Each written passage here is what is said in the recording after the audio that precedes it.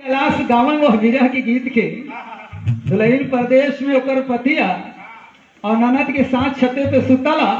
वही से भोरारी में जब नींद खुलल तो अपन नदिया के झचकोर के जगह ले तो बिट्टो आज हम तोहरे भैया का सपना देखली कि बम्बई से आवत है। बम्बई से केहू पैदल आवेला। कोरोना में नहीं देखा सब चलान छिकर। लेकिन वह समय बाबू राम कैलाश बड़ा प्यार से यह गीत गावे। का गावे बच्ची?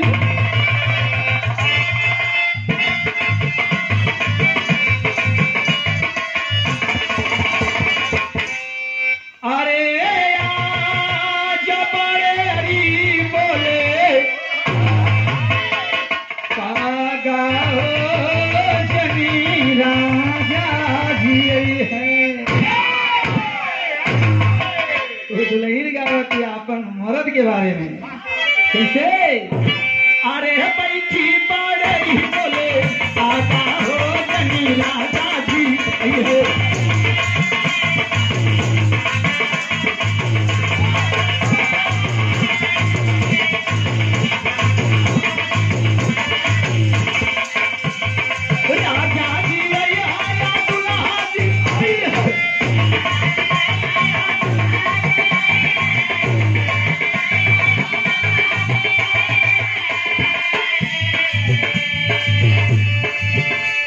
राजा जी आया दुल्हा जी आई है।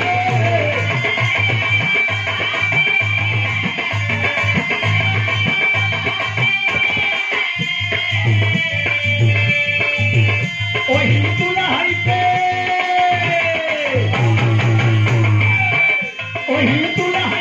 मन हमरे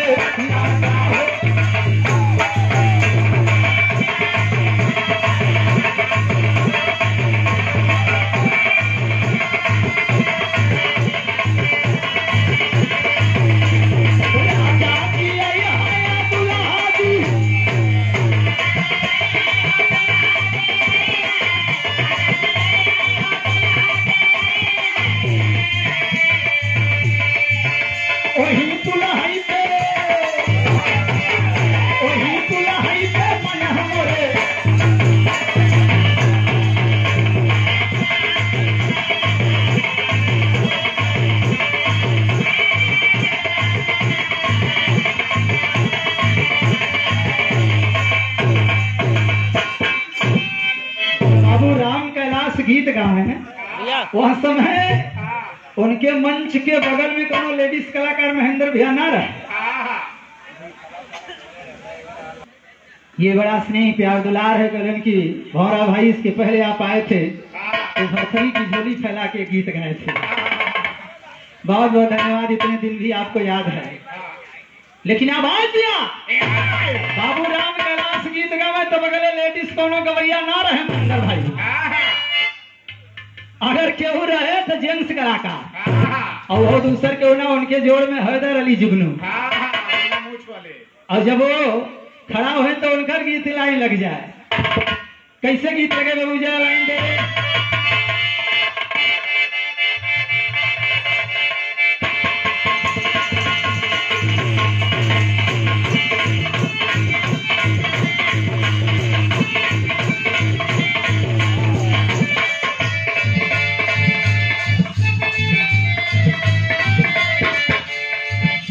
वो गीत के जब बाबू राम कैलाश बोले कि जाको राम झूलोनी रे जाको राम झूलोनी सारी लहराई हो जाको राम झूलोनी। जमाना बीतल बाबू दुनिया छोड़ के चल गए और जब दुनिया छोड़ के गए तो वही गीतिया के थोड़ा सा रिफाइन के दिले। और जब रिफाइन कर तो प्रमोद यादव बड़ा प्यार से यही गीतिया के गले। वो है मास्टर बतावा छोड़ कैसे?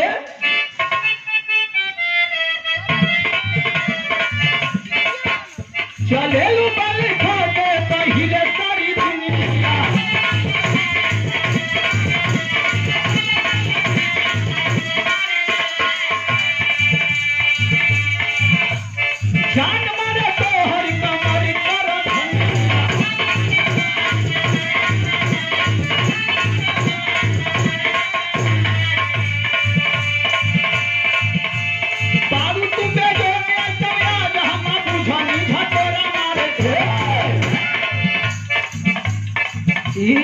प्रमोद यादव गावे फिर से लाइन दा चले लुटाई खाके तो हिले सारी दुनिया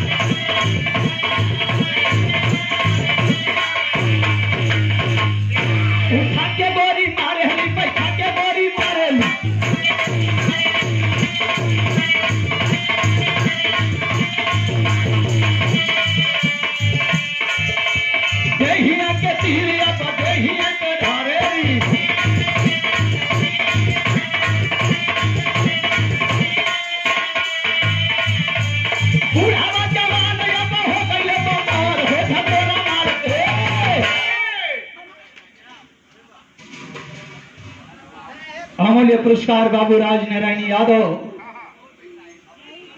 पिताजी जो दुनिया छोड़ के गए उनके छोटे भ्राता जी की तरफ से बाबू जी की तरफ से खाली गड़िए में ब्रेक ना होला भैया गनों में ब्रेक होला वह ब्रेक लगौले है बेचारा कौन ब्रेक है छपोरा मारे झुलनी साड़ी लहराई हो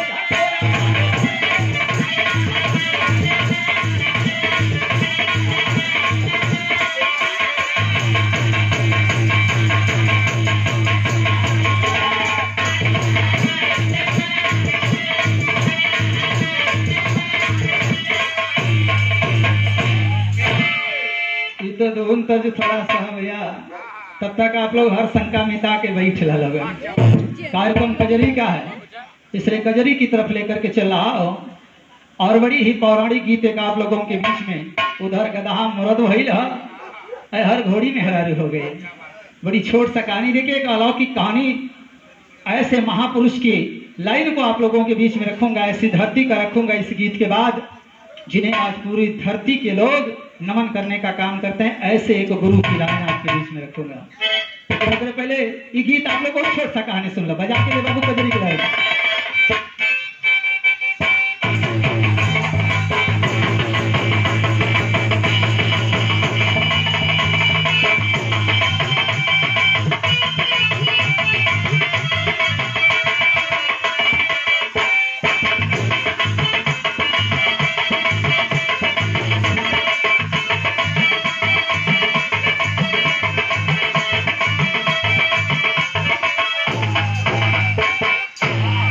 सम्मानित अमृतलाल यादव इस ग्राम सभा के प्रथम नागरिक सम्मानित बड़े भैया की तरफ से अमूल्य 200 रुपए का पुरस्कार हृदय की गहराई से नमन करता हूँ प्रणाम करता हूँ और गीत की लाइन की तरफ चला जाए एक पत्ती और ऊपर से दे बाबू तुम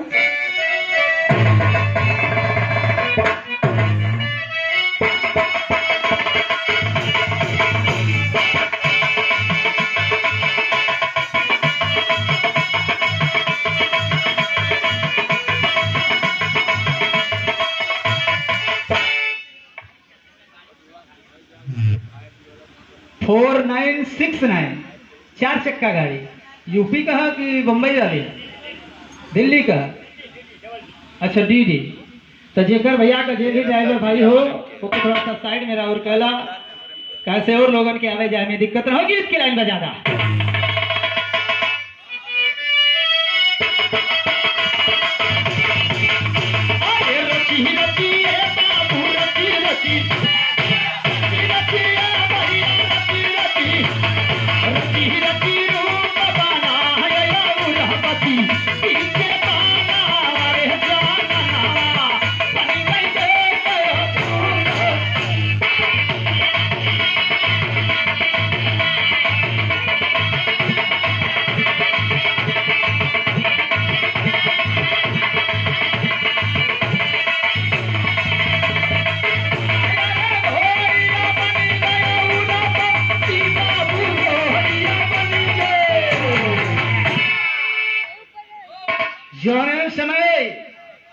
मुनि महात्मा ध्यान को लगा करके, आसन को लगा करके दुर्वासा जी अपनी तपस्या को करने का काम कर रहे हैं। वही समय देवलोक के बीच में हाहाकार मच गया। और जब क्यों धरती पे तपस्या करे तो सबसे बड़ी चिंता इंद्र भगवान के हो जाए कि लागत हमारे सिंहासनवा लेवे खातिर ही तपस्या करे थे। और जब इतना देखे हैं दुर्वासा ऋषि की तपस्या अगाध है, कोई रोक नहीं सकता, तो मन के अंदर भाव दे दिया। अभिनेंद्र भैया बता रहे थे कि नारी की पवित्रता है तो नारी ही सती है, नारी अगर सती है तो नारी ही वेश्या है, नारी चाहे तो मान बढ़ा दे, नारी चाहे तो मान गिरा। उर्वशी रूपी नर्तकी के इंद्र भगवान आदेश दें कि तू ही जाके ही काम कर, मुनि महात्मा का तपस्या भवन कर सके। और जब इतनी बात सुनी है उर्वशी देवलोक से चली है मृत्यु लोक के लिए। और जब चली है तब भाव कभी नहीं दे दिया, जरा 4 लाइन से बजा के नागेंद्र भाई देता।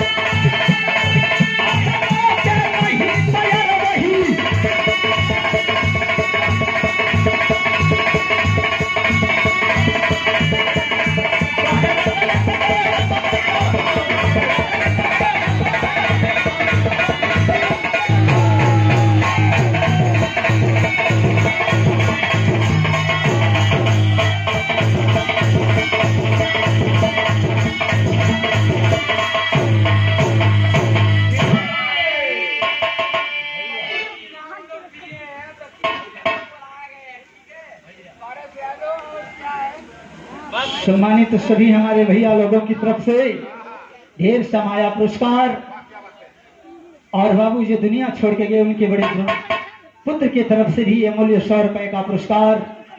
हृदय की गहराई से नमन करता हूँ, प्रणाम करता हूँ।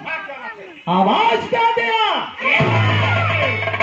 चली है उर्वशी रूप बनाई है, दुर्वासा ऋषि के सामने पहुंच के छम पायल बजावत है। का करे मुनि सुने, एकदम धमाल हुई, जरूर जरूर हुई। हाँ वह निकाला हम वो चाहते कि झोली आज भरे। बड़े दरबार में हम लोग आए थे, अनेकों प्रकार से यत्न कर रही है उर्वशी, लेकिन दुर्वासा ऋषि का ध्यान नहीं टूट रहा है। और जब ध्यान ना टूटल तब दुर्वासा ऋषि के साथ में उर्वशी करत का कैसे बच्ची जा टेरी के लाइन देता।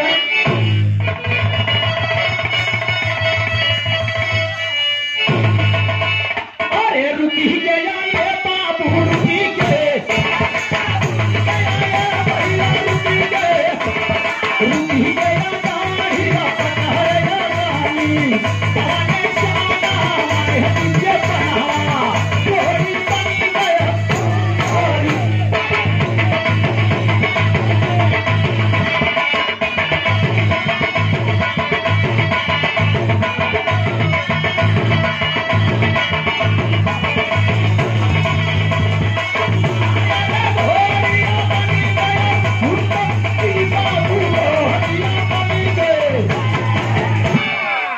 आखिरकार उनकर वह डढ़िया पकड़ के हिलावे लगा। देखत हुआ लाखों में एक तोरे सामने खड़ी है, तू ध्यान में कहा लीन हुआ। जोगी के रूप में, ऋषि के रूप में दुर्वासा ऋषि का ध्यान ना टूटा था, लेकिन जब दाढ़ी पकड़ के राजनारायण बाबू जब हिलौले उर्वशी, वही समय मुनि महात्मा का ध्यान टूट गया। और हमारी ब्रह्मचर्य भंग करे खातिर कौन आयल गया? देखलेन क्या गजब का रूप है, और इठलाए लागल। ध्यान लगा के देखलेस कॉलेज की भले अवस्था तो और 80 है, हर 22-23 है आवा ना। और जब यह सोच के आगे बढ़ो और बस तब तक मुनि महात्मा ने एक आवाज दे दिया, बाबू बाबू है रच कही है गनमा, आगे बढ़ जाओ, के बाद हम सुना देते हैं। बड़ा प्यार से गीत बड़ी नीक लागत है, आनाते ही गीत गावत है जा। लेकिन वह समय मुनि महात्मा ने किया क्या, जरा गीत के अंतरा से दे बाबू तब।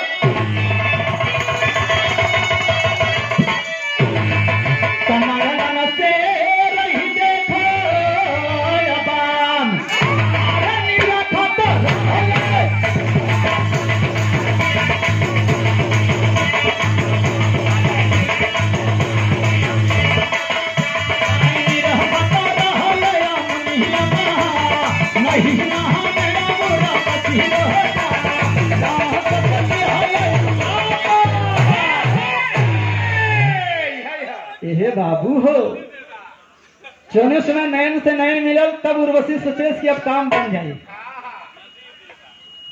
ये सम्मानित बड़े भैया शिव कुमार यादव, कमलेश यादव, दोनों मेरे भाइयों की तरफ से इस भौरा को हौसला देने वाले, दोनों भाइयों की तरफ से अमूल्य 100 रुपया। और ये पिता तुल्य आदरणीय बाबू राज नारायणी यादव जी, जिनके इस बगिया के बीच में भौरा गीत गाने आया है। मुनि महात्मा ने जो ही नजर से नजर मिलाया है, और जब नजर मिलल तब भिकुटी हर मुनि महात्मा का तने लागल। जब तनन तब उर्वशी थर थर थर थर कांपे लागल। ये बुढ़वा का करे वाला इतना नजरिए से सब कुछ लागत का दी। और तब तक मुनि महात्मा ने कहा, अरे सुंदरी, तुझे जिस रूप रंग पे इतना घमंड है, मेरी तपस्या को तूने भंग करने के लिए मेरी दाढ़ी को पकड़ करके हिलाया है। आज मैं प्रतिज्ञा अपने गुरु के शपथ को लेकर के तुझे श्राप देता हूँ। पी के सो जाओ, पी के सो जाओ। ये मदाऊ वाला पी के सो वाला श्राप ना, श्राप। मैं तुम्हें श्राप देता हूँ, तुम कुत्ता हो जाओ। मैं श्राप देता हूँ, तुम सुअर हो जाओ। लेकिन आवाज दिया है, कहलन कि जाओ, जो ने रूप पे बड़ा घमंड है, रूप ना रही, जाओ एक घोड़ी बन करके जंगल में निर्वस्त्र होकर के घूमना शुरू कर दोगी। जब इतनी बतिया कलन तब उर्वशी कांपे लागल। जब कांपे लागल, श्राप लग चुका है और निकला हुआ कमान से तीर और हाथ से निकला हुआ ढेला वापस चरनिया पे गिरल है कि महात्मा उद्धार कैसे हुई, कोनो उपाय बता दे। इतनी सुंदर शरीर की तू घोड़ी बना दे। कहे जाओ, तुमने मेरी चरण में आकर के गिरने का काम किया, इसलिए मैं तुम्हें इसमें थोड़ा संशोधन करता हूँ। कहे संशोधन का है? कहे संशोधन यह कि दिनों भर तू घोड़ी रहू और रात्रि में सुंदर मेहरारू को रूप धारण के लिए। और जब इतनी बात कहलन है, कह करके मुनि महात्मा चले गए। और जब चले गए तो वही बनवे में शिकार करे के राजा आए हो। लेकिन राजा कौन हो बाबू? आओ जा, गीत की लाइन से देव अच्छी तो तेरी।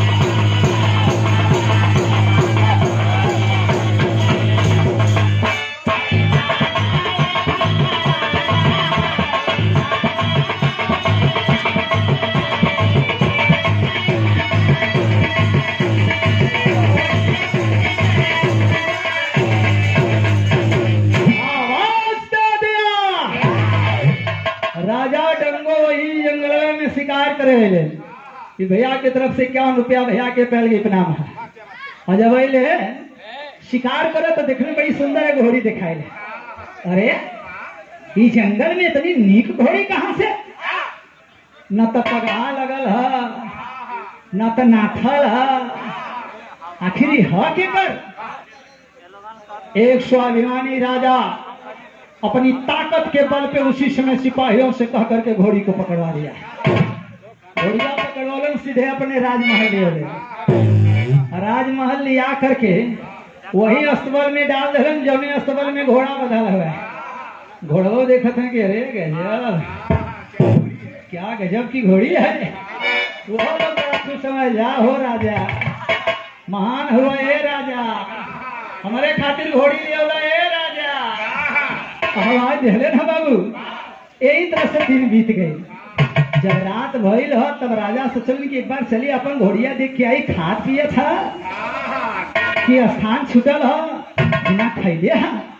यही सोच करके बाबू जब अस्तबल के बीच में राजा गया है तो वहां पे एक घटना घट गई। घटना का घटल, आई जरा गीत की लाइन देता हूँ, कैसे बच्ची देयंत्रा।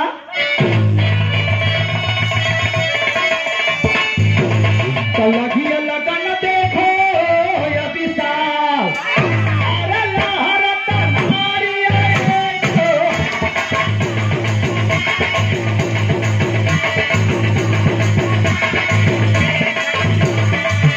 कहीं लहरत रानी देखो क्या, देह कर के चिंता लगी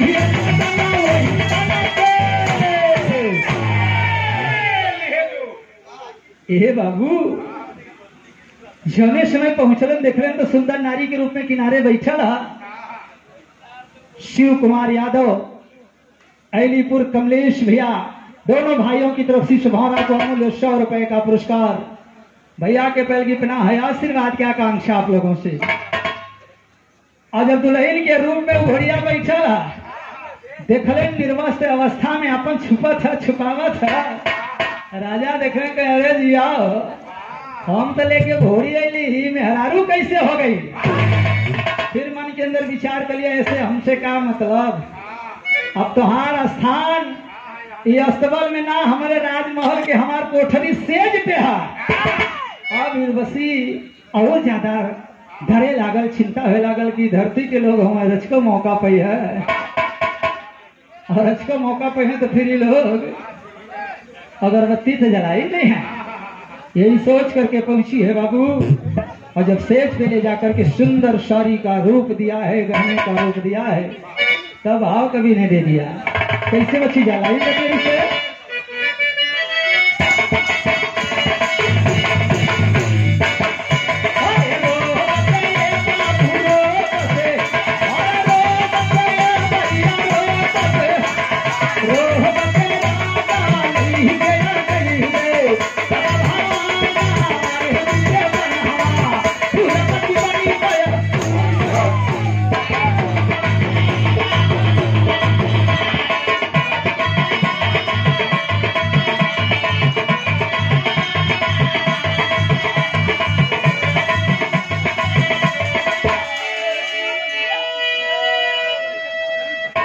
अमूल्य पुरस्कार पिता तुल्य बाबू राजनारायण यादव आप जी की तरफ से हृदय की गहराई से नमन करता हूँ, प्रणाम करता हूँ। जब ब्रेक लगा हाथ एक लाइन पर, यही जौनपुर की बड़ी प्यारी गीत के लाइन है, आजकल बड़ा धूम मचौले है। कवन गीत हम बतावत है नागेंद्र भाई। अरे बनी जाता सोना भैया, दुल्हन को मेहरारू अपन मदद से कह लेगा। एक दिन खातिर बनी जाता सोना हर मोर बलैया,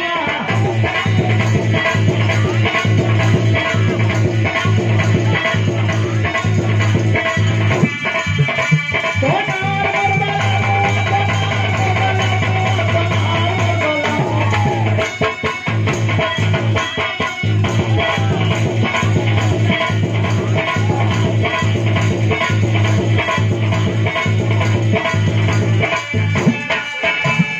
सासू दिए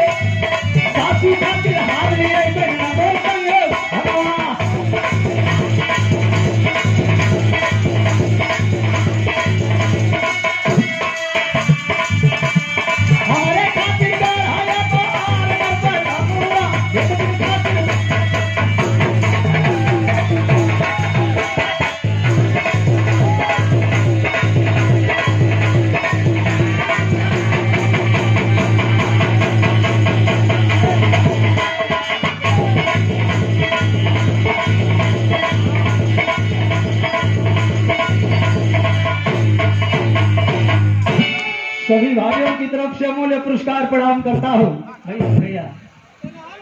लेकिन रात बीतल हो कैसो कैसो बचन हर कहते उर्वशी के कॉलेज सदर में ध्यान लगावला है तीनों लोक के मालिक द्वारिका पुरी भगवान श्री कृष्ण पे। अरे प्रभु पहली रात तो कैसो कैसो बच गई ही राजा मानी ना। और जब ध्यान लगौले है कन्हैया पे, कन्हैया ने जब उर्वशी को इस दशा को देखा तो संदेशा भेज दिया डंगो राजा को, हाँ राजा तुम्हारे अस्तबल में जो एक घोड़ी बंधी हुई है उस घोड़ी को मुझे वापस कर दो, नहीं तुम्हारे गर्दन को मैं काट लूंगा। राजा डंगो हाथ जोड़ के खड़ा भेल, अरे प्रभु पूरा अस्तबल का घोड़ी घोड़ा लेला, लेकिन ये घोड़ी मतलब तू ना समझा हुआ, ये घोड़ी ना ये तो हमार जान हो, धड़कन हो, प्यार है। बात के सुन के कन्हैया के नाम वही घोड़ी चाहिए। बड़ी चिंता भइल राजा डंगो के। तब तक नारद भगवान आकर के कहले कि सुनो अगर तुम्हें वो घोड़ी चाहिए तो तीनों लोक में तीनों लोक के मालिक कुंवर कन्हैया से तुम्हारी रक्षा अगर कोई कर सकता है तो मात्र अर्जुन कर सकते हैं और दूसरा कोई।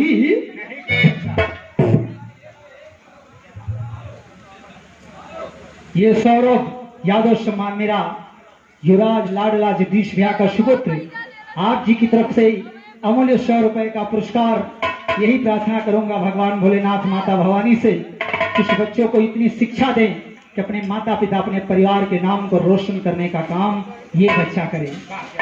नारद भगवान जा करके कन्हैया के सामने आवाज दे दिया, आखिर घोड़ी चाहत तो है का कारण दिया एक श्राप लगल है का श्राप छुट्टी उठी ना कहे तब शायद तू ध्यान ना दे रहा।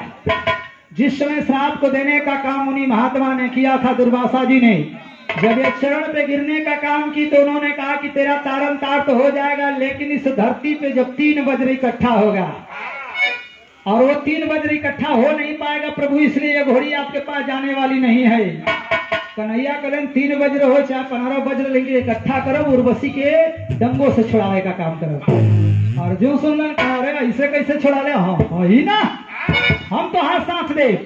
आओ पंचो, जब दोनों तरफ एक तरफ अर्जुन है दूसरी तरफ कुंवर कन्हैया है, एक तरफ धनुष और बाण है दूसरी तरफ चक्र है, उर्वशी खड़ी है घोड़ी के रूप में, डंगो राजा खड़ा हुआ, धरती गगन लोग देखा था कि क्या हो वाला है।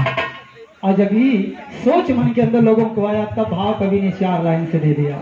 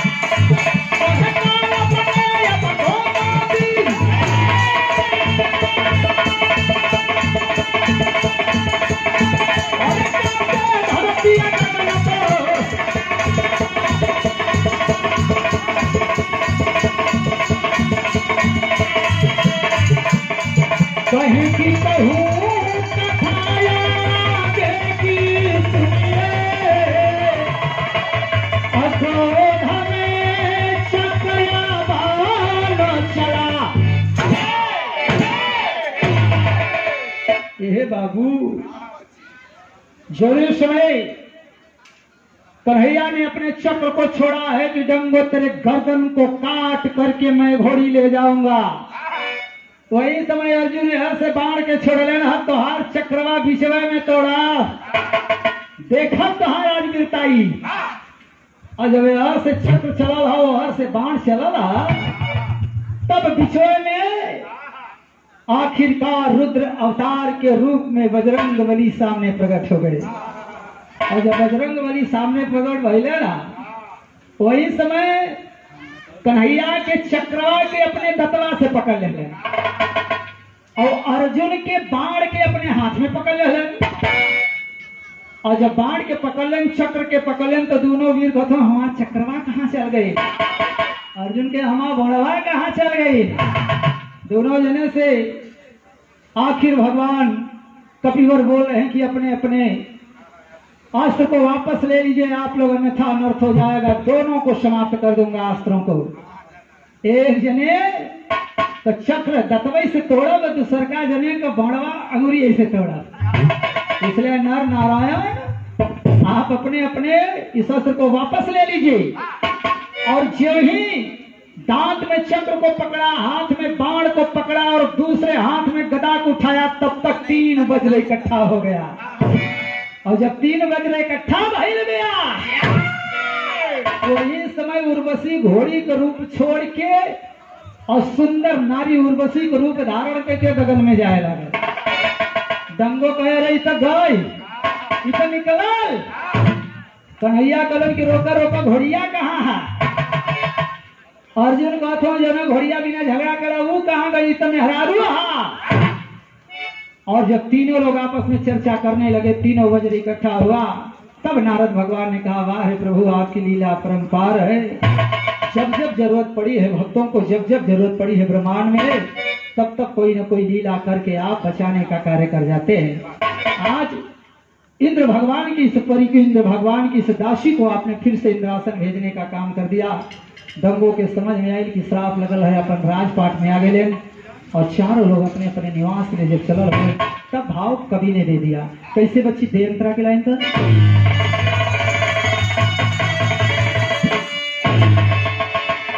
कलहर तपार सुनो या विशाल, अरे लेके आप चले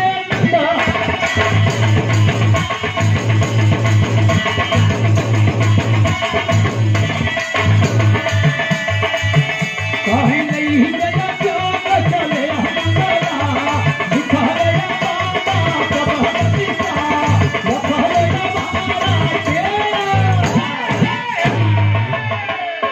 क्या बात है। आखिरकार अपने अपने स्थान पे लोग जाने का कार्य कर दिए भैया।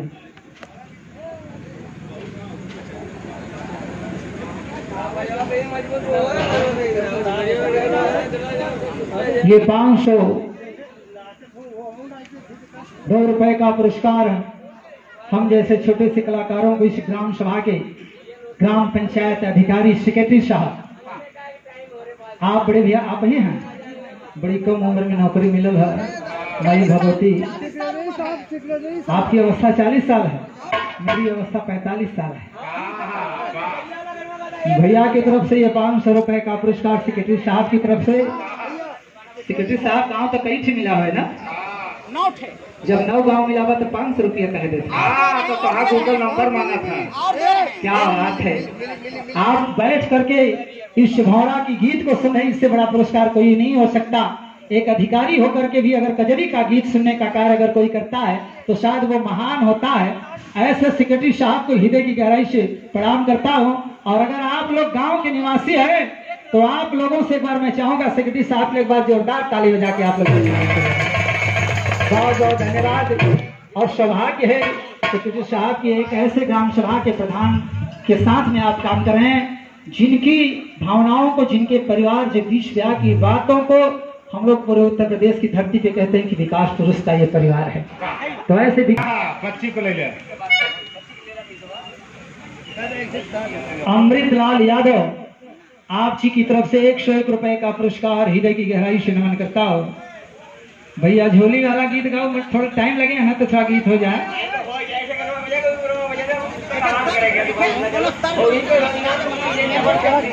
ठीक है, स्वभाव देता हो और गीत की आखिरी लाइन देने चल रहा हूँ। क्या लाइन है, जरा गीत की लाइन दे बाबू। तो भैया के लाइन बजा ही दर तब यहाँ से भैया हटे। अरे नारी के करना भारत हरियाणी गईले जोगी,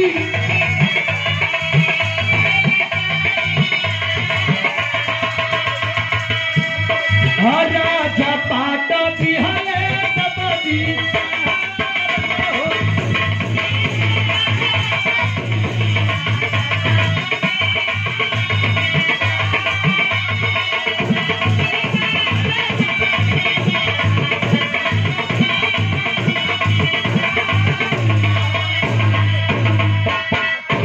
ये तो ओरिजिनल गीत की लाइन है, लेकिन इस गीत की लाइन में हमारे सम्मानित बड़े भैया जगदीश यादव जी जो मंदिर को बनवाने का कार्य किए हैं, उस गीत की उनकी भावनाओं के ऊपर इसी गीत की लाइन में एक लाइन ये भावना कह रहा है।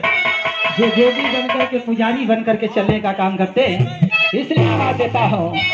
अरे मंदिर के करना भैया बानी गईले जोगी आयल भाई,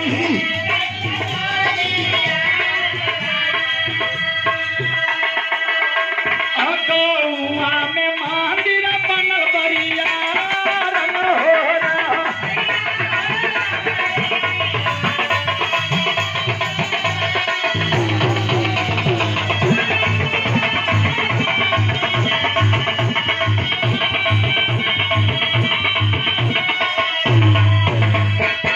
अमूल्य 200 रुपए का पुरस्कार नायक के रूप में, महानायक के रूप में जगदीश भैया के पिताजी की तरफ से हृदय की गहराई से नमन करता हूँ।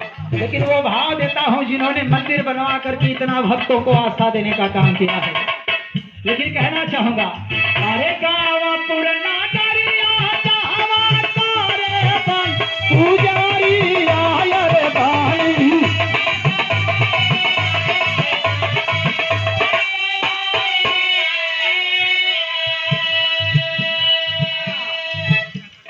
RPD nursing home Kerakat,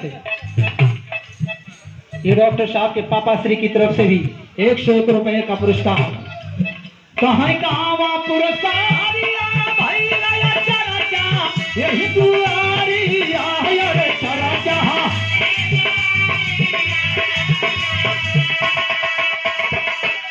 अधन्य Jagdish भैया मारन हो रहा।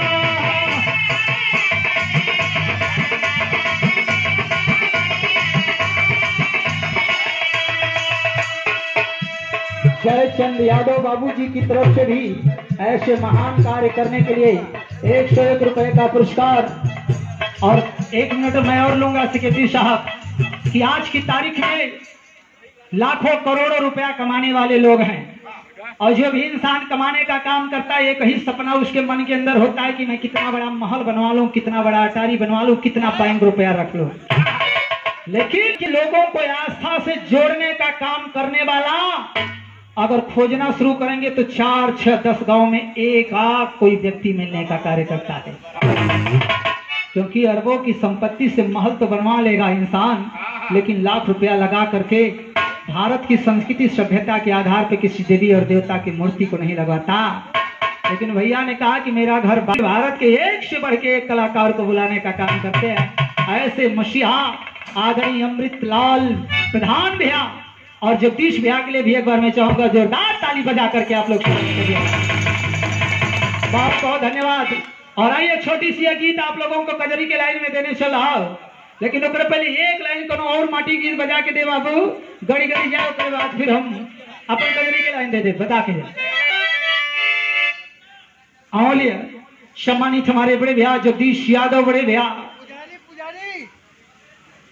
कहने की जरूरत ही नहीं है, जिसके रग रग में आस्था और विश्वास भरा है उसका तो हर एक रोम रोम पुजारी का भार। और एक जन्म नहीं है, कई जन्म का जब पुण्य इकट्ठा होता है तब ऐसा अवसर मिलता है।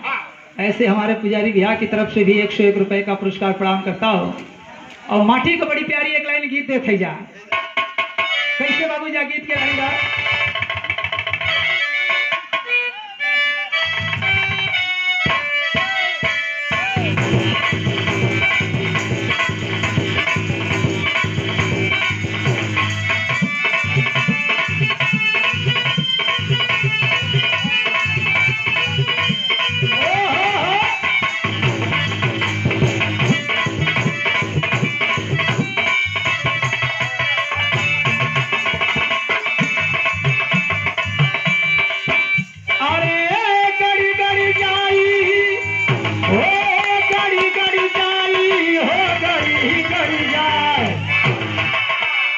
दोनों दुल्हन बतावत या सखी सहेरन से कौशल भाई तो थोड़ा सा घूमा टहल लड़का दुल्हन कहले दिया अरे गड़ी गड़ी जाई हो गड़ी गड़ी जाय हथावा हमें कलमिया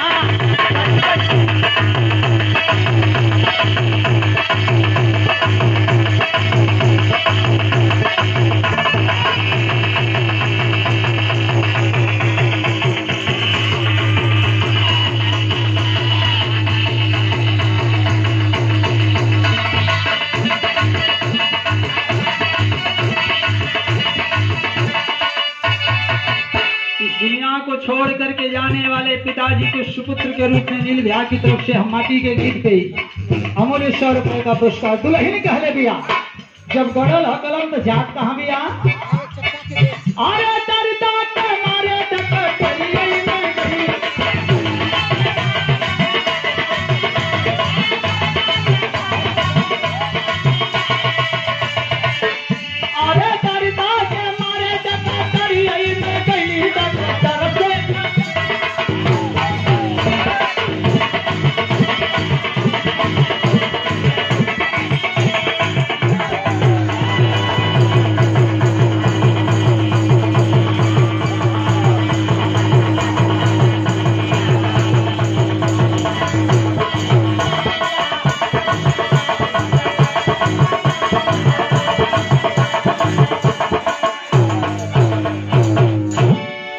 एक लाइन यही लाइनिया पे सेक्रेटरी साहब हमार दुल्हन गावे ले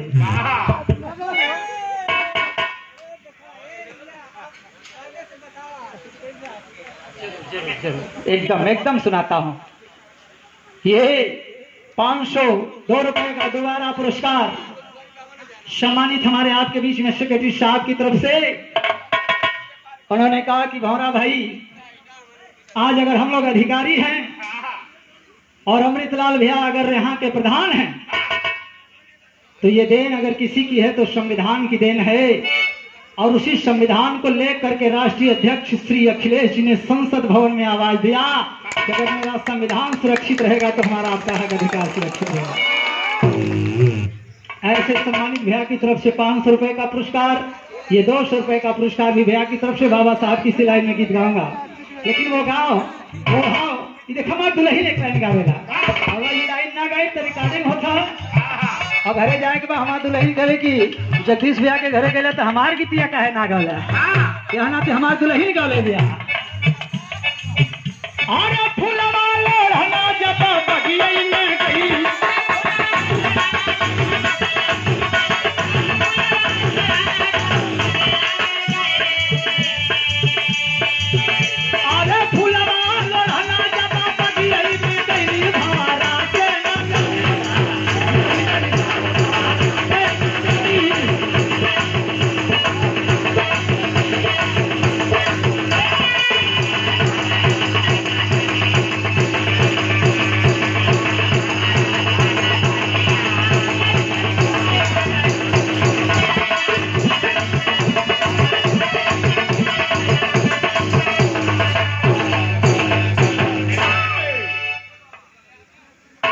ये सम्मानित अनिल भैया की तरफ से फिर से 101 रुपया और माता रानी को उस मंदिर के पुजारी के रूप में आदरणीय बाबू जी की तरफ से भी शुभारा को अमूल्य 101 रुपए का पुरस्कार हृदय की गहराई से नमन करता हूं। और ये शिवम ट्रेडर्स आप जी की तरफ से हमारे आपके बीच में कुशला मोड़ की धरती से आदरणीय श्याम लाल यादव राजू भैया की तरफ से भी 101 रुपए का 1 मिनट के लिए आ जाइए भंवरा जी की तरफ। और पुरस्कार इनाम तो बहुत आप लोग दे रहे हैं की तरफ से भी अमूल्य पुरस्कार ये हमारे पुजारी बाबू जी की तरफ से भंवरा को अमूल्य 101 रुपए का पुरस्कार। बाबू जी मेरी बहुत बड़ी हैसियत औकात नहीं है लेकिन मेरी आपसे एक हाथ जोड़ के निवेदन है उसी में मेरा जोड़ा लगा करके और माता रानी के मंदिर में मेरी तरफ से भी चढ़ावा चढ़ाने का काम करेंगे।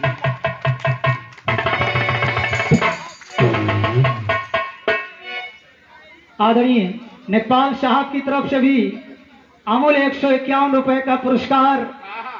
कुल नदी उदी जो है सब जीएस बा की सब जीएस बा अच्छा नक्शे में है अगर हम कहा जीएस हुआ सो तो फिर जगदीश भैया से कहिए काक्षी आवास वास है हम ले तो हम हटते हैं। जमीन देते हैं नेकपाल साहब, सेक्रेटरी साहब से आवास ले लो, हमहू कार्यालय बनाए हुए है। अमूल्य पुरस्कार नेकपाल साहब की तरफ से 200 रुपया प्रदान करता हूँ।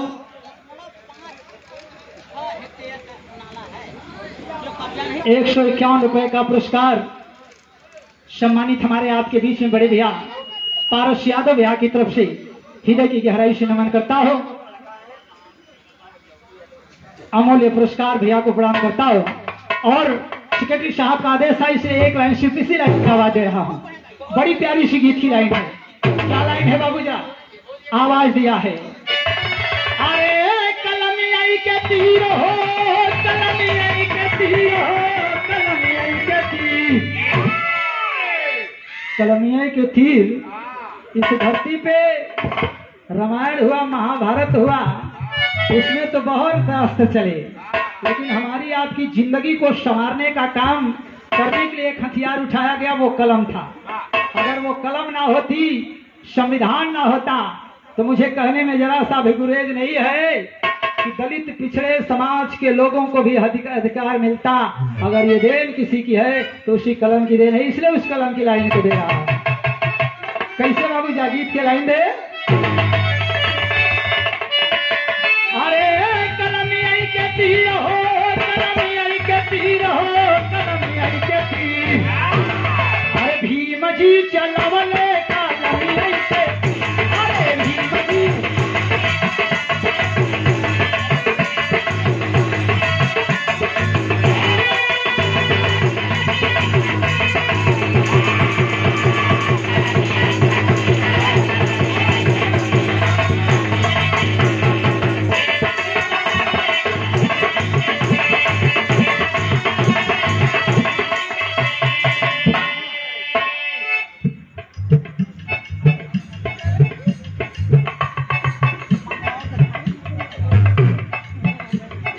सम्मानित बुझारू यादव गद्दीपुर की वसुंधरा से 101 रुपए का पुरस्कार बाबूजी की तरफ से।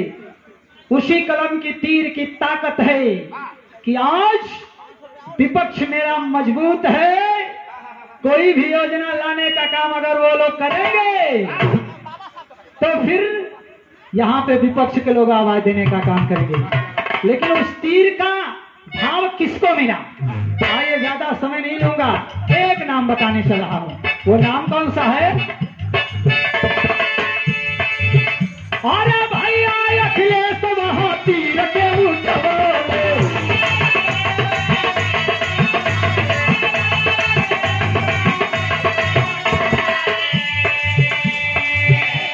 इस धरती पे या तो परम पूज्य बाबा साहब ने कहा था कि आए मेरे दलित पिछड़ा समाज के लोगों आप एक हो, और या फिर आजादी के 70 साल के बाद दूसरे व्यक्ति ने यह कहा क्या है मेरे दलित पिछड़े अल्पसंख्यक समाज के लोग, हम आप सभी लोग शूद्र हैं। ये बात दोबारा अगर किसी ने कहा तो अखिलेश जी ने कहा, दूसरा कोई कहने का कहा। इसलिए वो कलम की ताकत अखिलेश जी ने समझा। आदरणीय पट्टर यादव यहाँ की तरफ से 51 रुपया आवाज देता हूँ। अरे भाई आए अखिलेश वहां तीर के उठवले,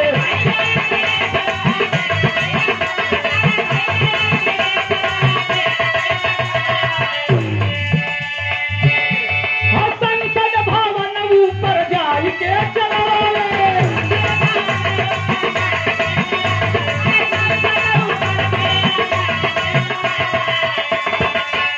अरे बिहले नजीर, अरे बिहले नजीर, अरे बिहले नजीर, भीम जी चलो।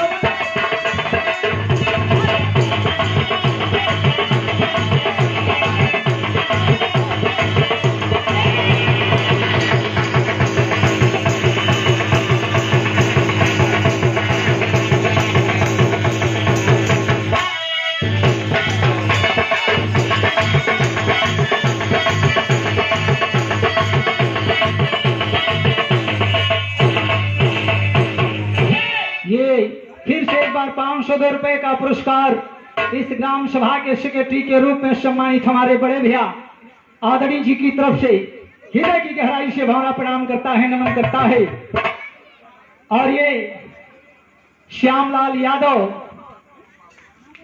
राजू भैया आप जी की तरफ से नरहन की पावन पवित्र वसुंधरा और ये नरहन कुशैला मोड़ किराकत की धरती से आपकी तरफ से अमूल्य पुरस्कार था। भैया को प्रणाम करता हूँ और आइए कजरी की तरफ लेके चलता हूँ, समय काफी बीच चुका है।